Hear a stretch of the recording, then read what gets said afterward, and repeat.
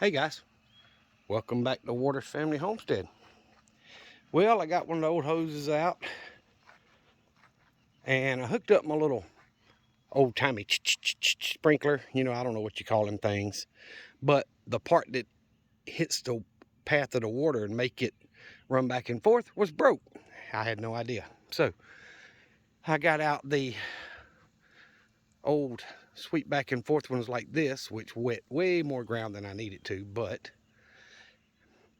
here's the thing, I'm not a great gardener. So I've forgotten more than I'll ever learn, I think, or relearn. But either way, I'm not sure if I should be watering these potatoes or not. Planted them a day ago.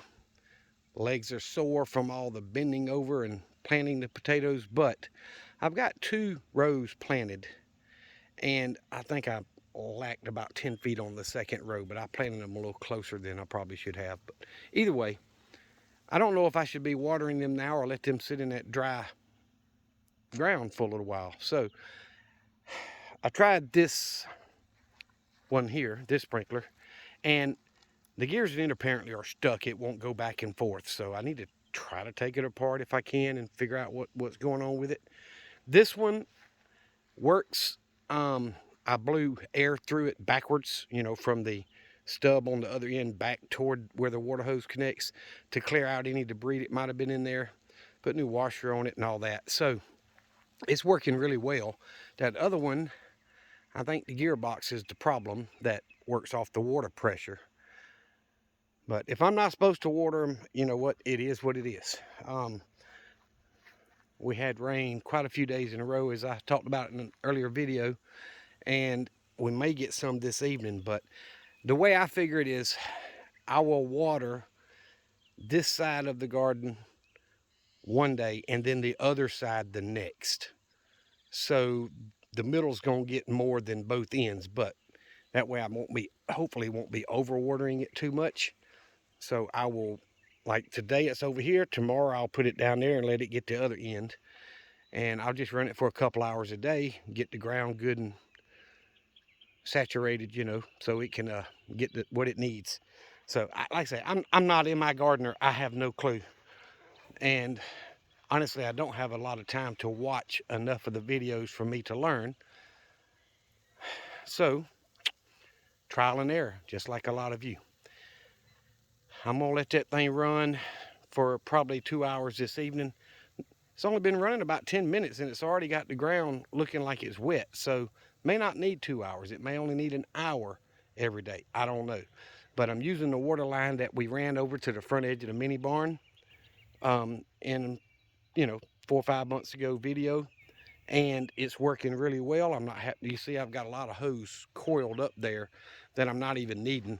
I could do this with probably a 30-foot hose or something like that. It's about to whip me in the camera. And it's getting the grass a little bit, but if the wind blows or whatever, it'll, keep it from getting the end. I'd rather spray past where I want it to go than not far enough. So I just don't know if I should be watering this early, but I guess we'll learn together. Had the chickens out most of the day. I haven't done a whole lot. My legs are sore from planting the other day and all that I've been doing. So I broke one of the wire ties here. I need to retie that wire up, but it's not that big a deal. It ain't coming down, it's just wrinkled, but it'll be all right. Chickens are doing well. I did what I told y'all in the last video. I did move the board so the baby chicks and the adults can see each other now. And you notice there are none of them around by the light. They're all laid back over under the roofs and stuff, and they were all up against that wire before I started messing with the sprinkler. So they're doing well. I don't know how soon I should let them run with the adults, but I'm definitely going to let them get acquainted through that wire for a little bit. And me watching my chickens, the Wyandottes seem to be a little more aggressive than the Blue Orpingtons and the Barnyard Mix. The Wyandottes tend to run the roost, so to speak. So if I let them out with adults, I'm probably going to let them out with the Blue Orpingtons and the Barnyard Mix. before I let them out with the Wyandottes. I just don't want to take that chance, but we'll see. We'll see what goes on with it. They've been following me every time I walk back and forth here today. They follow me, and I threw them a scoop of scratch out 3 or 4 hours ago over in the orchard part, and every time I walk down here or close by, they follow me. So when I was running up to the well a little while ago to get that sprinkler I had up there, they all ran to that corner. And like now they're not running over here because oh, he's not giving us any, you know. But if I walk up to that corner, they will probably run.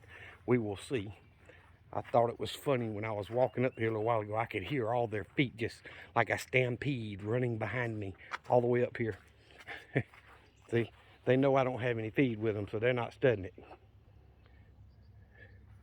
But either way, it's kind of cool. So I figured if I couldn't get either one of my 3 sprinklers to work, and I thought I had more, but honestly, I have no idea where they are. I got too much stuff. So I figured I'd get out there with my handheld spray nozzle and water the rows really well. Wouldn't take very long. But this is a whole lot less effort for me to just be able to move it one time, turn it on, and come back and turn it off a couple hours later. So I have plenty to do without having to make 20, 30 minutes time every day to come out here and water the garden, or every other day. So it would probably be better if I just watered just the row that the potatoes are in, because now I'm watering everything and it's going to help the weeds grow. But I plan on taking that tiller down right beside the road until they start getting bigger, and keeping the grass tilled on each side if it's not more physically than I can do. So we will see. So I'm getting about almost 2/3 of it with this sweep, and I could probably get 3/4 if I moved it this way a little and didn't overshoot the garden. But I'm wetting way more than I need it to wet, and tomorrow I'll move it down here and let it get this end, and we'll see how it works out. Don't know till I try. So I appreciate y'all watching the videos. Remember what I always tell you: Jesus loves you, and so do I. Be safe and be prepared. And being prepared, guys, is you think you can just stick something in the ground and it grow. We all know it's not going to work that well. So I haven't planted a garden in several years. I plan on starting small like this with potatoes, and if I get some tomato plants or something, I may stick them in the ground, but I'm not going to plant a whole bunch this year. I just want to get myself back into gardening and having time. Digging potatoes is a lot of work, and I planted a bunch.